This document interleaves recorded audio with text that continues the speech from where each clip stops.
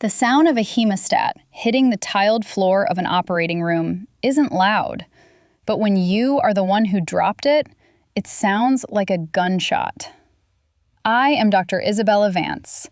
They call me the Machine because I don't make mistakes. I certainly don't lose the grip in my dominant hand while repairing a pediatric aorta. But in that fraction of a second, the silence that followed was deafening. My identity shattered along with the sterility of the field. I didn't know it then, but the loss of control was just the beginning. My apartment is a reflection of my mind. White marble, chrome, floor-to-ceiling glass overlooking Chicago. No clutter, no dust, no warmth. It is a sterile field where I exist, not live. Since the incident, I had spent 3 weeks staring at the city, nursing a radial nerve compression that felt less like an injury and more like a betrayal. My hand, once the instrument of miracles, now hung uselessly at my side, a dead weight of numbness and occasional electric shocks. The board had suspended my privileges. Rest, they said. Rehabilitate. They sent me profiles of physical therapists. I rejected them all. I didn't want a healer. I didn't want someone to ask me about my feelings or my stress levels. I wanted a mechanic. I wanted someone to come in, torque the bolts, rewire the circuits, and get the machine running again. I viewed my body as high-performance hardware. When a specialized instrument breaks down, you don't comfort it, you recalibrate it. Then came the dossier for Chloe Vasquez. No fancy clinic pedigree, no list of board certifications in neuroregeneration, just a reputation for difficult cases. I expected a drill sergeant. I expected someone cold, efficient, and invisible. When the elevator doors slid open, I realized the agency had made a mistake. Chloe Vasquez stepped into my monochrome foyer like a splash of paint on a blank canvas. She wasn't wearing scrubs. She wore dark jeans and a loose linen shirt that hinted at movement rather than restriction. She carried a worn leather bag, not a medical case, and she smelled distinct. Not like antiseptic or latex, but like rain and something earthy, like cedar. "Dr. Vance," she said. Her voice wasn't the deferential whisper I was used to from nurses and junior residents. It was a low, resonant hum that seemed to vibrate in the empty space between us. She didn't wait for an invitation. She walked past me, her boots making a heavy, grounded sound on the marble, and set her bag on my glass dining table. "You're late," I lied. She was exactly on time. I needed to establish the hierarchy immediately. I needed her to know that even broken, I was the one in charge. Chloe turned, resting a hip against the table. She looked at me, not at my injured arm, but at my face. Her eyes were dark, intelligent, and irritatingly calm. "Traffic on the loop," she said, offering no apology, just a fact. "And you're tense. I can see the sternocleidomastoid tight from here." "I require a technician, Ms. Vasquez," I said, keeping my voice icy. "I have a radial nerve entrapment. I need aggressive manipulation and electrical stimulation. I do not need small talk, and I certainly don't need you analyzing my posture." She smiled. It wasn't a polite smile. It was a knowing one. "You treat the body like a machine, doctor. That's why you're the best surgeon. But you're not the surgeon right now. You're the patient. And machines don't heal. Organisms do." "My body is a tool," I snapped, the frustration bubbling up. "Fix it." "If you want a mechanic, go to a garage," she replied, her gaze unflinching. She took a step toward me. The air in the room seemed to shift, becoming heavier, charged with a static I hadn't authorized. "If you want to hold a scalpel again without shaking, we do this my way. And my way involves understanding why you're holding yourself like you're waiting for a bomb to go off." I bristled.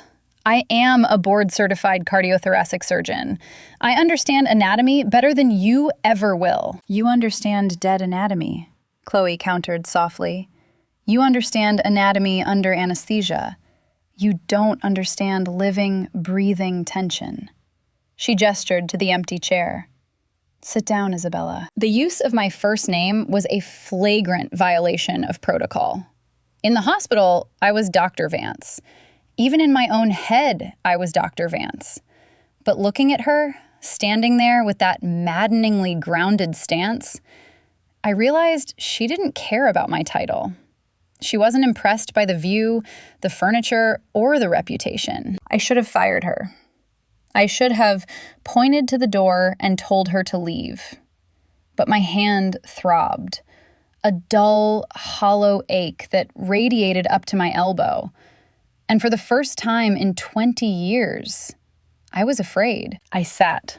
The door to the outside world was closed. We were trapped in the silence of my perfect, cold sanctuary.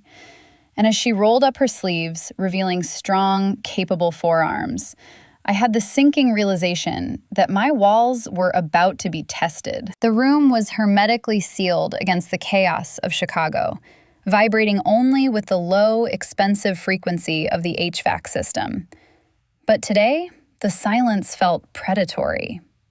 I sat at the glass dining table, the smell of hospital-grade sanitizer drying on my skin. It was a sharp scent, my armor. I needed the room to be a clinic. I needed this interaction to be a transaction. If I could reduce my arm to a series of fulcrums and levers, I could endure the humiliation of needing help. I laid my right arm on the table, palm up. The fingers curled inward, a useless claw. I hated looking at it. It was a betrayal. "I've prepared the electromyography results," I said, my voice clipped. I tapped the tablet with my good hand. "The radial nerve compression is severe at the spiral groove. I want to focus on high-intensity stimulation. We need to force the conduction velocity back up." I was speaking to a subordinate. I was the attending surgeon outlining a protocol. I was safe behind the jargon. Chloe didn't look at the tablet. She didn't even look at the withered muscle of my forearm. She was looking at my neck, her gaze heavy and uncomfortably direct. "Put the screen away, Isabella," she said. Her voice was low, a soft grit that seemed to catch on the smooth surfaces of the room. "The data is relevant," I snapped. "The data is a map of the damage," she countered, stepping into my personal space. She moved with a fluid economy, no wasted energy. "I need to map the terrain." She didn't ask for permission. She reached out. I braced myself for the clinical prod, the cold, objective palpation I had performed on thousands of anesthetized bodies. I wasn't ready for the heat. Her hands were shocking. They were dry, calloused, and impossibly warm. One hand cupped my elbow, not pinning it, but cradling the joint. The other settled over my wrist. The contact was absolute. It wasn't tentative. It felt like she had bypassed the skin entirely and grabbed the live wire of my nervous system. My breath hitched, a sharp, ragged sound that echoed too loudly in the quiet room. "You're freezing," she murmured. She didn't pull away. Instead, her thumb began a slow, rhythmic sweep across the inside of my wrist, tracing the pulse. "I have poor circulation due to the inactivity," I said, reciting the physiological fact to distance myself from the sensation. "No," she said. "You're holding your breath. You've been holding it for weeks." "I am breathing perfectly fine." "You're ventilating," she corrected. "You aren't breathing." She began to move. This was the mapping she had mentioned. Her fingers drifted up from the injury site, ignoring the nerve I was so obsessed with. She traced the line of the ulna, the curve of the elbow, moving higher. Her touch was heavy, grounding. It demanded attention. She found a knot of tension at the insertion of my deltoid, a spot I hadn't realized was hard as stone until she pressed into it. "This isn't the injury," she said, her voice vibrating near my ear. "This is the fear." I wanted to jerk away. I wanted to tell her to stop, to focus on the radial nerve, to do her job. But I was paralyzed. It wasn't the paralysis of the injury. It was the paralysis of being seen. For 20 years, I had been a brain in the jar, a set of hands performing miracles while the rest of me remained numb and efficient. Chloe wasn't touching the surgeon. She was touching the woman hiding inside the scrubs. She worked the tension in my shoulder, her thumb digging into the trapezius with a pressure that hovered on the edge of pain. It was intimate in a way that made my skin burn. I stared at the wall, refusing to look at her, but my body betrayed me. My shoulder dropped. The rigid control I maintained over every fiber of my being began to crack. I flinched, not from the pressure, but from the sudden, terrifying realization that I wanted to lean into her hand. "There," she whispered. "The machine has a pulse." When she finally pulled away, the loss of contact was physically jarring, like a sudden drop in cabin pressure. The air felt thinner, colder. I sat there, shaken, realizing my fortress of solitude had a breach, and Chloe Vasquez had just walked right through it. The weeks that followed were not a recovery. They were a siege. My apartment, once a sanctuary of absolute silence, became a theater of war where the enemy was my own nervous system. We fell into a grueling rhythm, a war of attrition fought in the early morning light. Mondays, Wednesdays, Fridays. Chloe would arrive at 7 a.m. sharp, bringing the smell of rain and that maddening, calm energy into my sterile world. She was relentless, a force of nature eroding a cliff face. The exercises were insults disguised as therapy.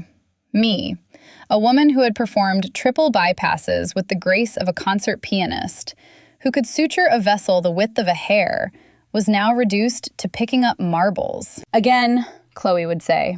She sat across from me, her eyes tracking the trembling struggle of my extensor muscles. I stared at the glass marble on the table. It mocked me.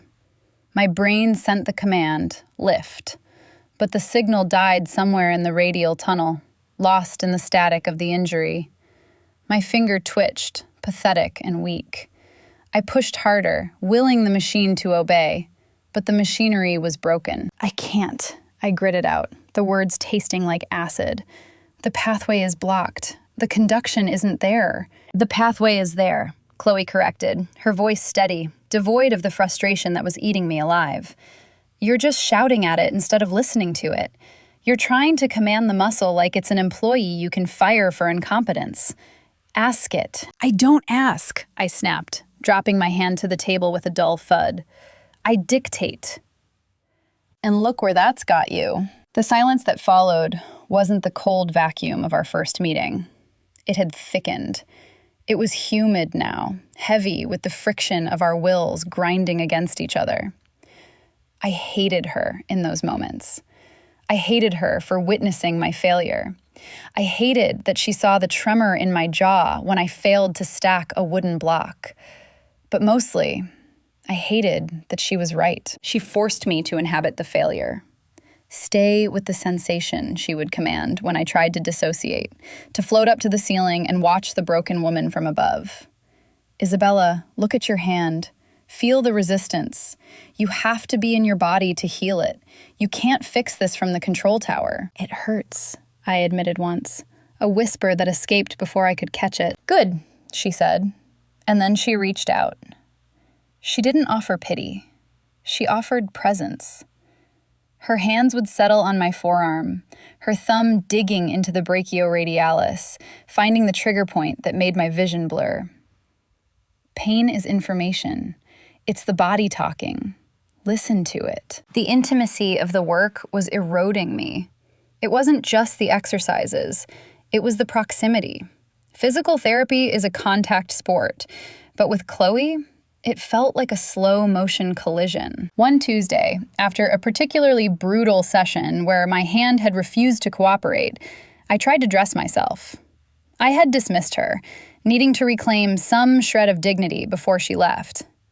I stood by the window, trying to fasten the cuff of my silk blouse. It was a simple task. A child could do it. My left hand, the good one, held the fabric. My right hand, the traitor, fumbled with the small pearl button. I couldn't pinch. I couldn't grasp. The button slipped, again and again.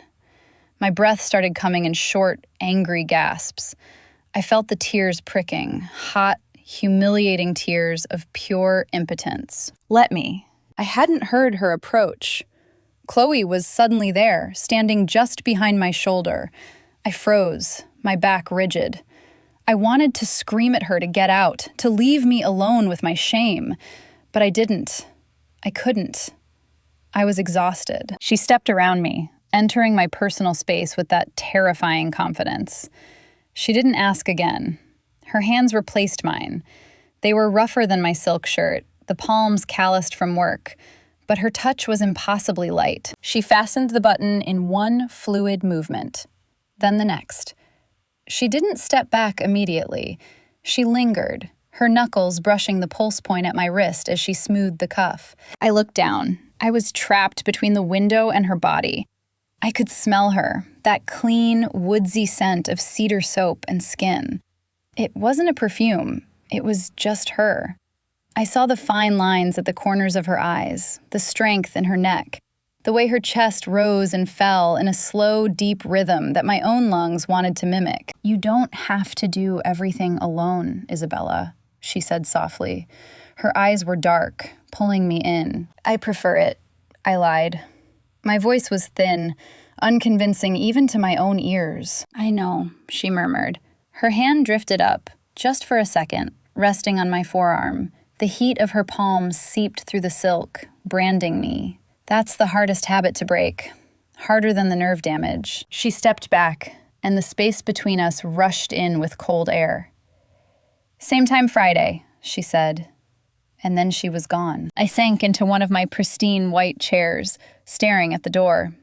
My arm ached, a deep, throbbing reminder of the work we'd done. But for the first time, the ache wasn't just in my arm. It was in my chest.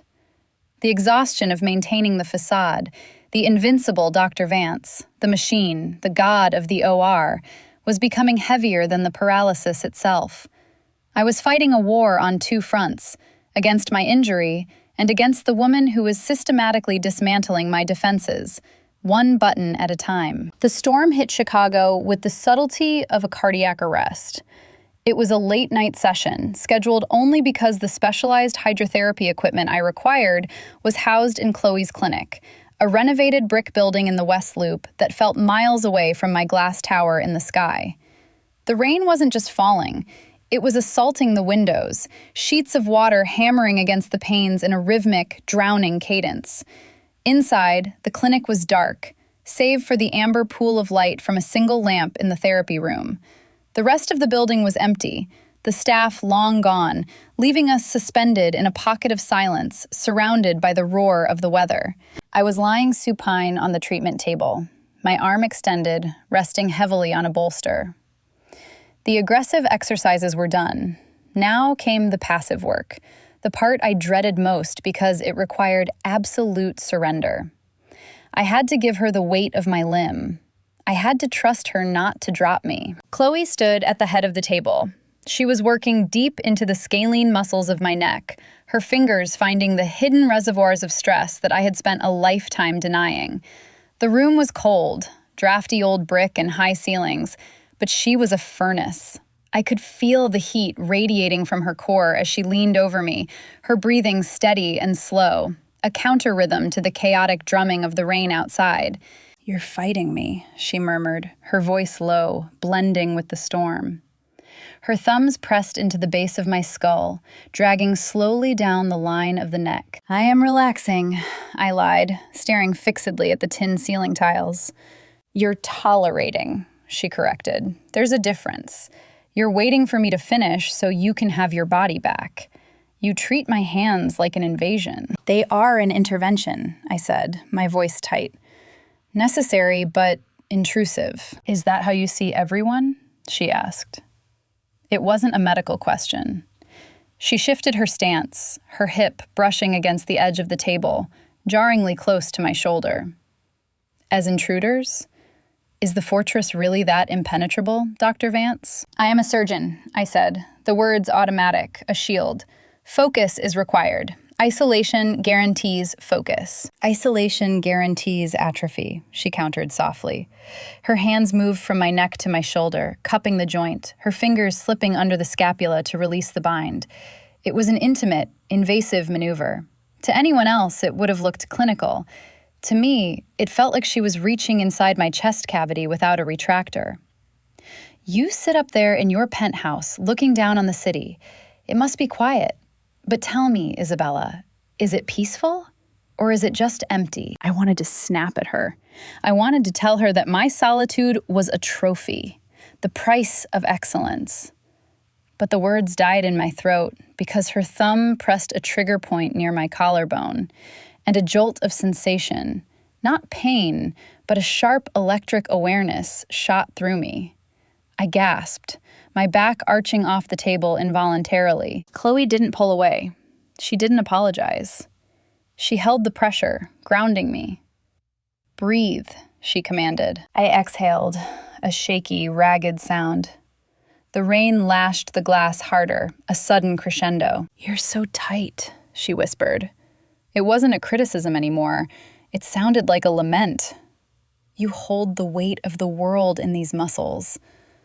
Who holds you, Isabella? The question hung in the humid air between us. Who holds you? The answer was no one. The answer had been no one for 20 years. She stopped moving.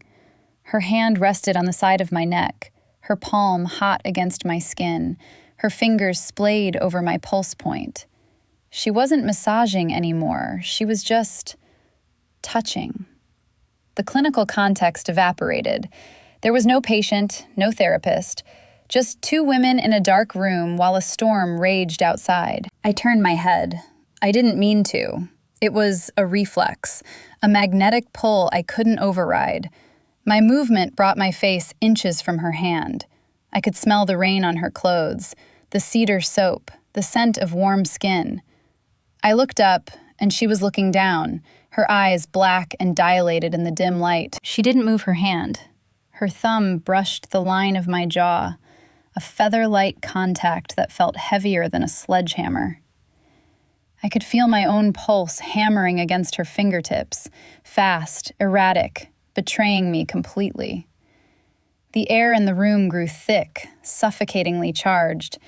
I felt a terrifying urge, a physical gravitation, to turn my cheek into her palm, to close the negligible distance and press my lips to the rough skin of her wrist.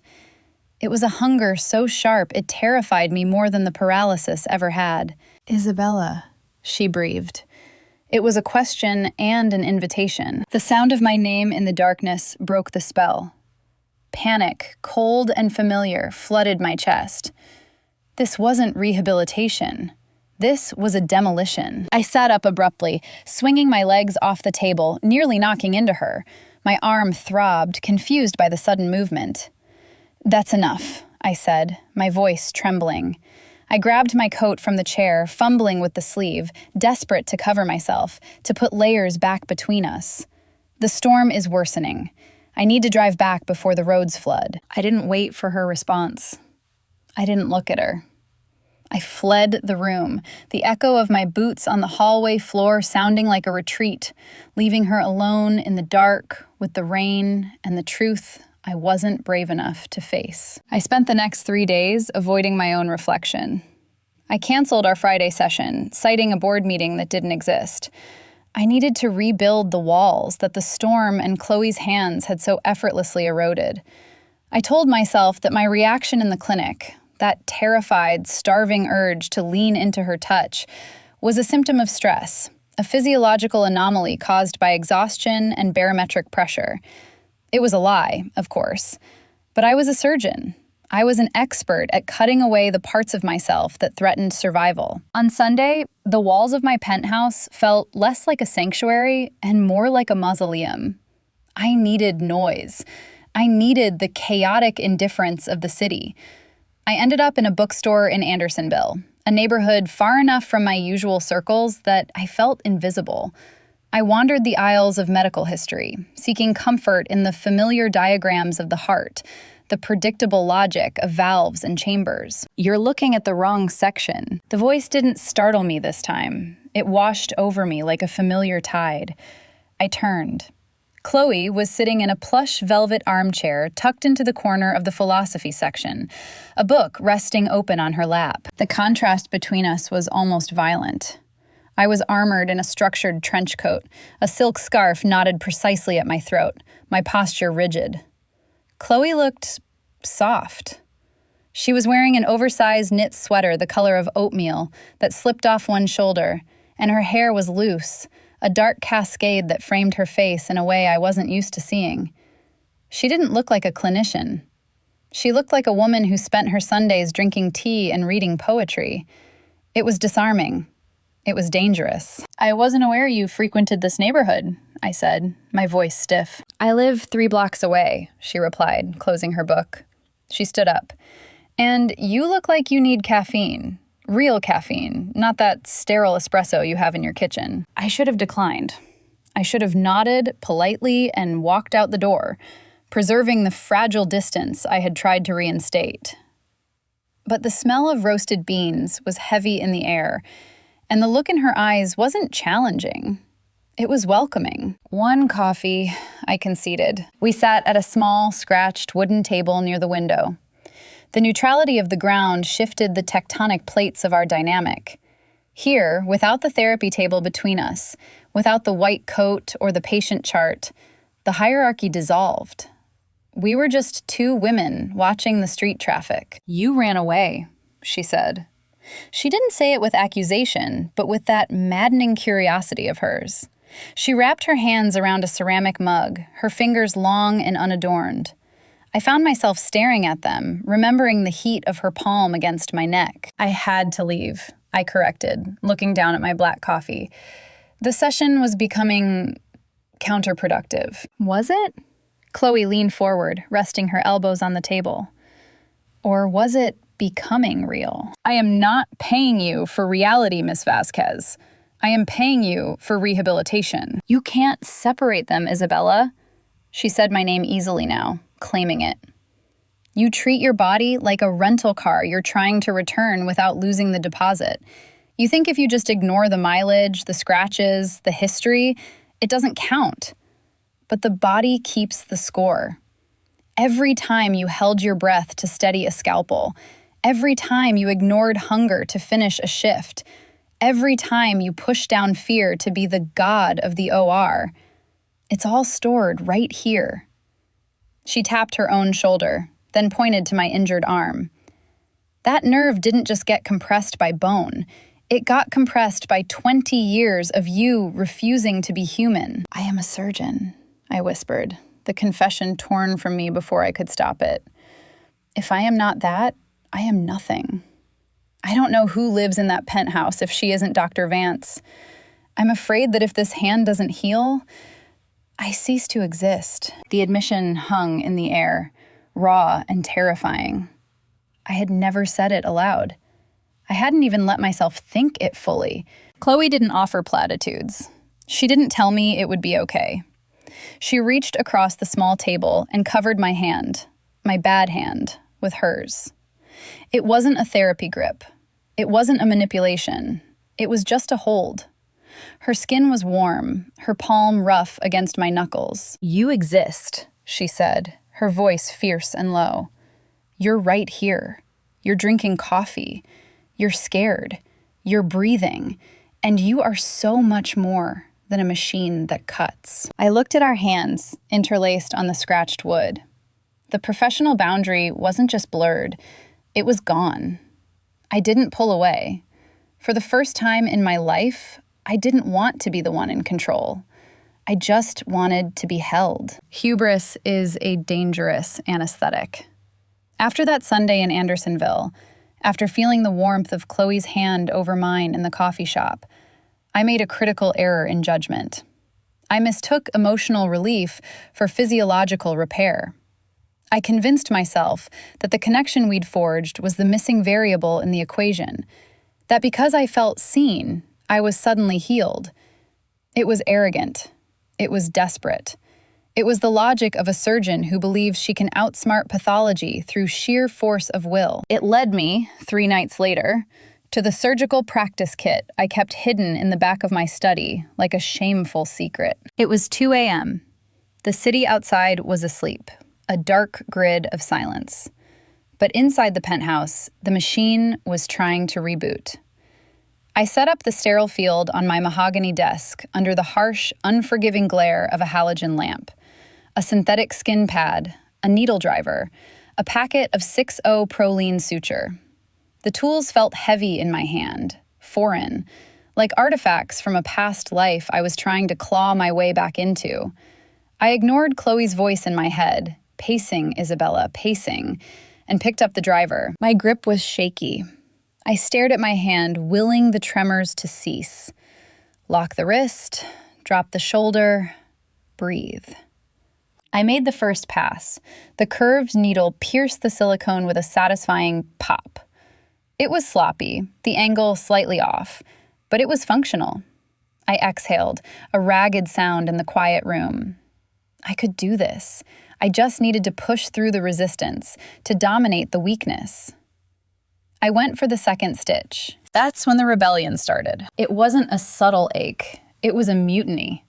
My thumb twitched violently, a spasm that shot up my forearm like a lightning strike. The needle driver clattered onto the desk, that same sickening metallic sound from the OR, replaying in my private hell. No, I hissed at my own hand. Pick it up. I tried to force the fingers open, to retrieve the instrument, but they had seized. A cramp, vicious and blinding, locked my hand into a useless claw. The pain was white hot, radiating from the elbow down to the fingertips, screaming along the radial nerve path. But the physical pain was nothing compared to the psychological collapse. The room started to spin. My chest constricted. I wasn't just losing dexterity. I was losing oxygen. I stumbled back, knocking the heavy leather chair over with a crash. I slid to the floor, clutching my seized arm to my chest, gasping for air that wouldn't come. I was hyperventilating, the room narrowing to a tunnel of gray static. I was the god of the OR, the renowned Dr. Vance, and I was sobbing on my Persian rug, undone by a piece of synthetic skin and a needle. I couldn't call the hospital. I couldn't let them see me like this. Broken, hysterical, a liability. There was only one person who had already seen the cracks in the facade. My phone was on the desk, buzzing with notifications I couldn't read through the tears. It took me 3 tries to unlock it with my left hand. I found her name. It was 2:45 a.m. She answered on the second ring. Isabella? Her voice was thick with sleep, rough and low. It won't stop, I gasped, the words fracturing. It's locked. It hurts. I can't. I'm coming. No questions. No, I told you so. No hesitation. Just the immediate, decisive action of a first responder. 20 minutes later, the buzzer rang. I managed to buzz her up, but I couldn't get off the floor. When she burst through the door, she wasn't wearing the soft knit sweater or the professional attire. She was in sweatpants and a coat thrown hastily over a t-shirt, her hair a wild tangle of dark waves. She saw me instantly, curled against the leg of the desk, pale, sweating, and shaking. She didn't gasp. She didn't freeze. She dropped to her knees beside me, her presence instantly filling the vacuum of my panic. Let me see, she commanded. Her voice was the anchor I needed in the storm. I just wanted to try. I was babbling, shame burning my face hotter than the pain in my arm. I thought I was ready. Shh, breathe. She reached for my arm. The spasm had turned the muscle to rock. You pushed it. You forced the motor unit before the wiring was ready. She didn't look at the fallen needle driver. She didn't look at the mess of my pride scattered on the desk. She looked only at the arm. Her hands were cold from the outside air, and when she placed them on my burning skin, the contrast was shocking. She began to work immediately. Not the gentle mapping of the first session, but a firm, authoritative manipulation designed to break the seizure. I'm sorry, I whispered, tears dripping off my chin. I'm so sorry to drag you here. Stop apologizing, she murmured, her thumb digging into the brachialis, forcing the muscle to yield. You're not a machine, Isabella. You can't just reboot. You have to heal. And healing is messy. She sat there on the floor with me, in the middle of the night, holding my broken perfection in her hands until the trembling finally stopped. We didn't stay on the floor. The hardwood was too unforgiving, and the draft from the window was cutting through the thin fabric of my shirt. Chloe helped me up, her arm wrapped firmly around my waist, taking my weight without a grunt of effort. She guided me to the low Italian sofa in the center of the room, the leather cool and supple against my legs. The panic attack had receded, leaving behind a hollow, trembling exhaustion that felt like the aftermath of a grand mal seizure. "Sit," she ordered gently. She moved around the sofa, positioning herself behind me. "I need access to the thoracic spine. The spasm is referring pain from the rhomboids down into the arm. You're locked up, Isabella.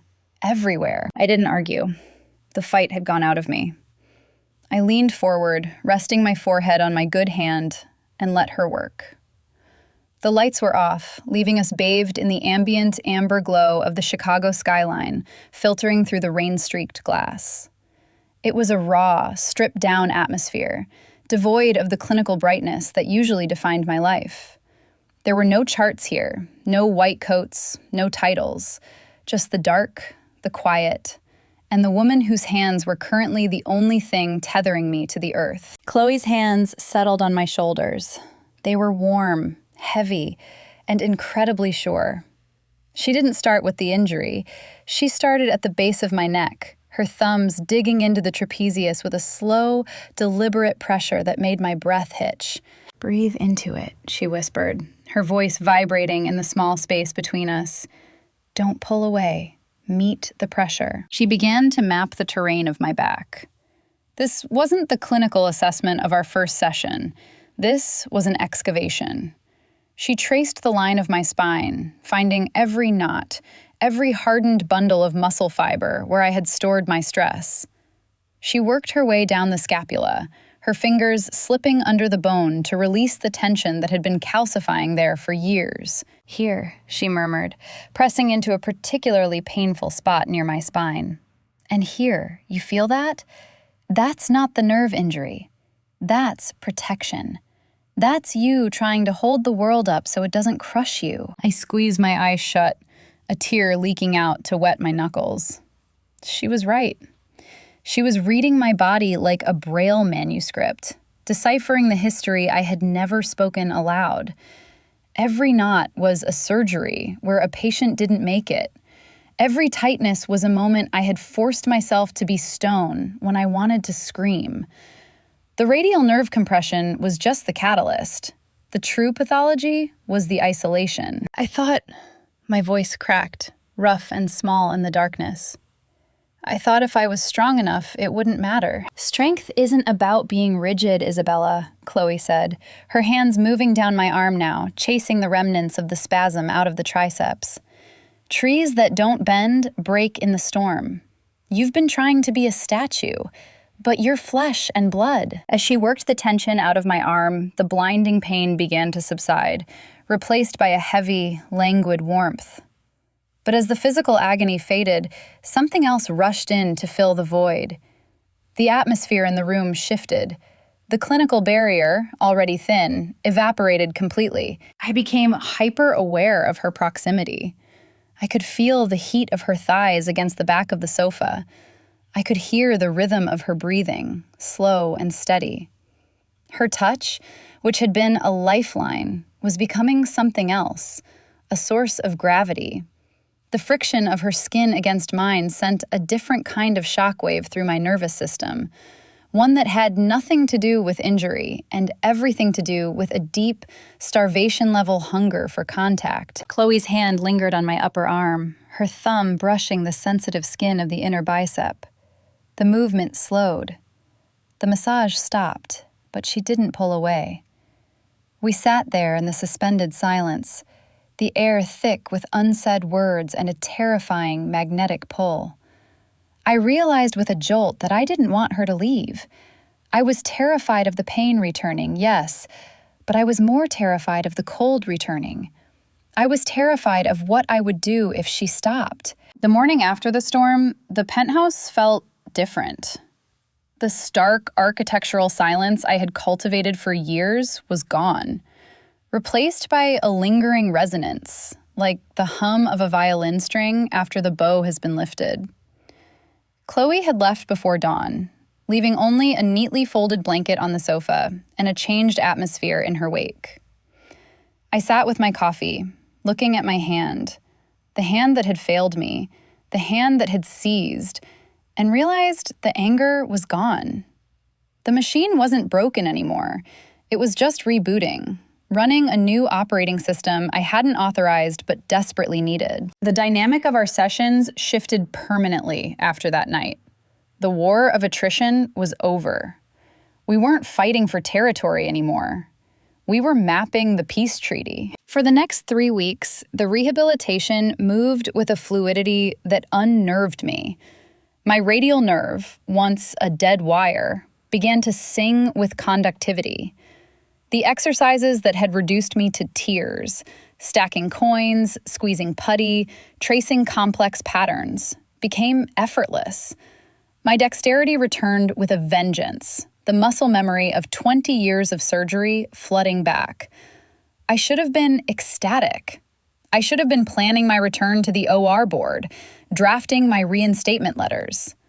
Instead, I felt a growing, hollow dread settling in the pit of my stomach.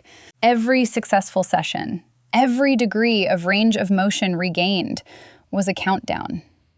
The recovery was the guillotine. We both knew it. The sessions started running long. A 45-minute appointment stretched to 90. We spent more time on the cool down, sitting in the quiet of the therapy room or my living room, talking about things that had nothing to do with nerve compression. She told me about her family in Pilsen, about the noise and the chaos and the love that suffocated and supported in equal measure. I told her about the silence of the medical library, the safety of the sterile field.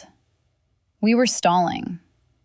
We were two people standing on a train platform, watching the train arrive, neither willing to admit that one of us had to get on it. The final evaluation was scheduled for a Tuesday. The air in the clinic was crisp, smelling of antiseptic and inevitability.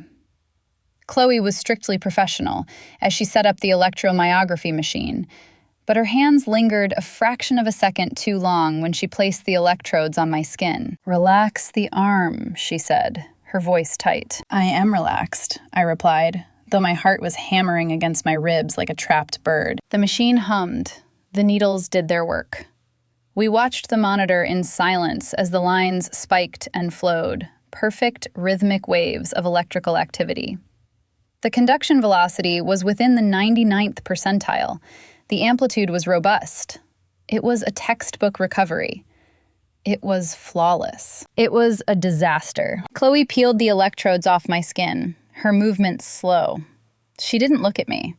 She looked at the screen, studying the data that proved her job was done. "The numbers are perfect, Isabella," she said, her back to me. "Better than baseline, actually. You have full recruitment, no latency." "So I'm fixed," I said. The words tasted like ash. "You're healed," she corrected. She finally turned around. Her eyes were dark, guarded in a way I hadn't seen since our first meeting. She was rebuilding her own walls, preparing for the professional detachment that the end of treatment required. "You can go back to the OR. You can be the machine again." I looked at my hand. It was strong. It was steady. It was ready to hold a scalpel and cut open a chest and save a life. But as I looked at Chloe, standing there in her white coat, looking so professional and so far away, I realized that the hand wasn't the only thing that had changed. "I can't," I whispered. Chloe frowned, stepping closer. "Isabella, the data is clear. There's no physiological reason." "I don't want to be the machine again," I interrupted, my voice rising, cracking the clinical veneer of the room. I stood up, closing the distance between us, ignoring the boundaries we were supposed to be reinstating. You didn't just fix the nerve, Chloe. You rewired the whole system. You showed me that the silence wasn't peace. It was just empty. She went still, her breath catching. Isabella, I'm terrified, I admitted, the confession rushing out. I'm terrified that if I walk out of here healed, I lose the only person who ever bothered to see that I was broken. The silence that followed wasn't empty. It was heavy, charged with the truth we had been dancing around for weeks. Chloe looked at me, really looked at me, and the professional mask crumbled. You're not losing me, she said, her voice rough, barely a whisper. But the patient is cured, Isabella. We can't be this anymore. Doctor and patient. That ends today. I know, I said, my pulse thumping in my wrist, the wrist she had held, mapped, and healed. So what comes next? That, she said, reaching out to unclip the patient bib from my neck, her knuckles grazing my collarbone, is up to you. The test results are perfect. You're free. She handed me the file, my discharge papers. It felt heavy, like a judgment. I took it, our fingers brushing, the electric shock of contact as potent as ever. I was healed. I was free.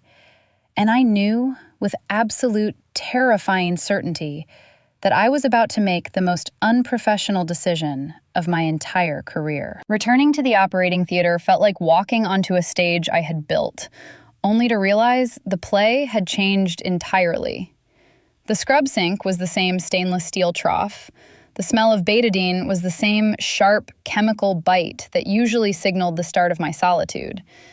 But as I pulled on the latex gloves, the snap against my wrist didn't signal the start of a mechanical process. It signaled an opening. The patient was a mitral valve repair. Routine. Complex. Before, I would have approached the chest cavity like a mechanic opening a hood. Tissue to retract, vessels to clamp, a problem to solve with brute, elegant efficiency. Today, as the scalpel settled into my palm, my right hand, steady, strong, and mapped by Chloe, it felt different. It felt like an extension of myself, not a tool I was operating remotely. I didn't just see the anatomy. I felt the rhythm. I wasn't fighting the tissue. I was working with it. My movements were fluid, lacking the rigid, militaristic precision of the machine. I was slower, perhaps by a fraction of a second, but infinitely more present. When a minor bleeder obscured the field, I didn't feel the old spike of cold irritation. I felt a calm, grounded assurance. Breathe, Chloe's voice echoed in the sterile air of my mind, louder than the monitors. Don't force the conduction. Listen to the resistance. I listened. And the surgery wasn't a battle. It was a conversation. When I closed, stripping off the gown and stepping out into the hallway, the silence of the hospital corridor hit me. But it wasn't the triumphant silence of the victor. It was just quiet.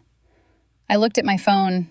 I looked at the elevator that would take me to the parking garage and back to my pristine, empty glass box in the sky. I couldn't go back. The machine had been decommissioned, and the human woman left in its place couldn't survive in storage. I drove. Not home. I parked across the street from the brick clinic in the West Loop.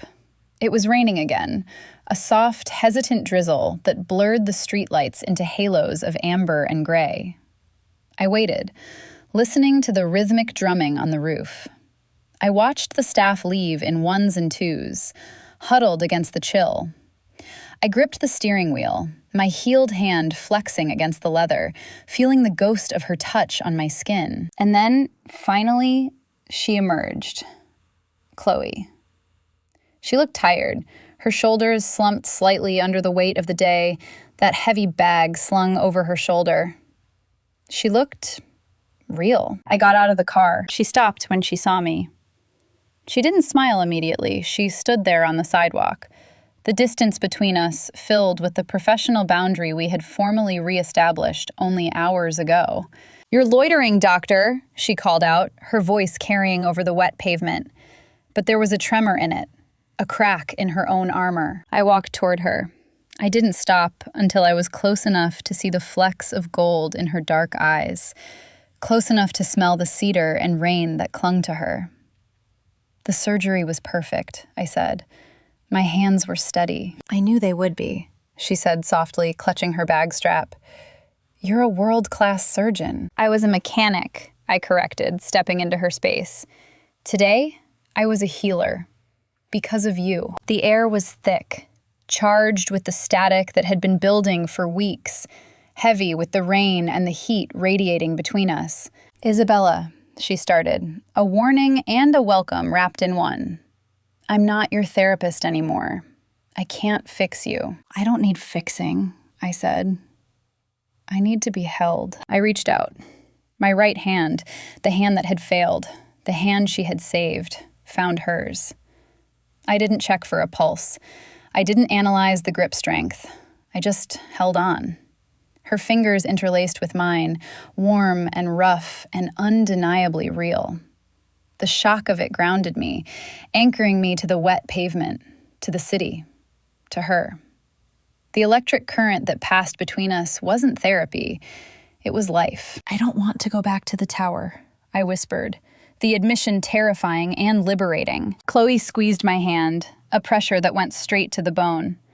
She stepped closer, breaking the last barrier, and pulled me into the circle of her warmth. Then don't, she said. The door to the penthouse didn't open that night. Instead, we walked down a rain-slicked street in the West Loop, hand in hand, two bodies moving in a new, shared rhythm. Strength, I realized, wasn't about standing alone in the cold. It was about knowing who to hold on to when the storm finally broke. If you've ever found strength in letting go, subscribe to follow the journey. Share this story if you believe healing is a team sport.